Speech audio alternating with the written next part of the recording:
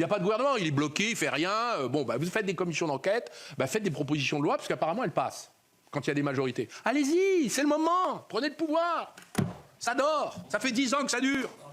Des mélanges de miel par les packers, soit sur les pots.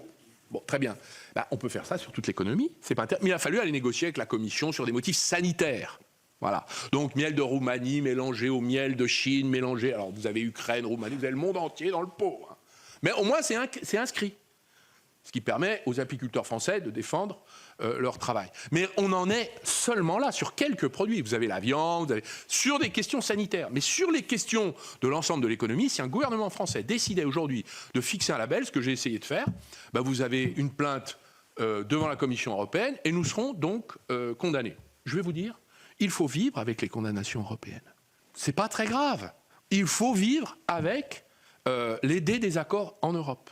Parce que là, nous avons besoin maintenant de mettre, j'allais dire, de l'ordre dans le désordre. M. Baudin dit la DGCCRF et les douanes font des contrôles. Ils font des contrôles sur quoi? Sur l'application du droit européen qui dit que la dernière opération, y compris d'emballage marginal et anecdotique sur un produit fait en France, justifie le Made in France.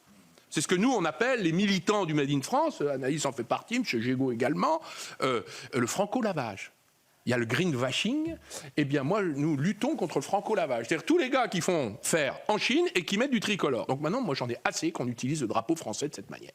Comme je demande à vos collègues parlementaires, députés de la représentation à l'Assemblée nationale, de prendre la loi, de la voter, d'imposer sur tous les produits l'origine des produits. Je vais vous dire ça, pour une fois, les entrepreneurs seront ravis d'avoir une norme qui le leur impose parce qu'ils aimeraient... Et là, vous allez voir, ça va faire le ménage. Donc je vous demande de le faire.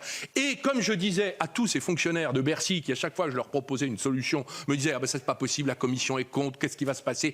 Je leur disais « Vous avez attrapé la brucellose. Vous êtes malade.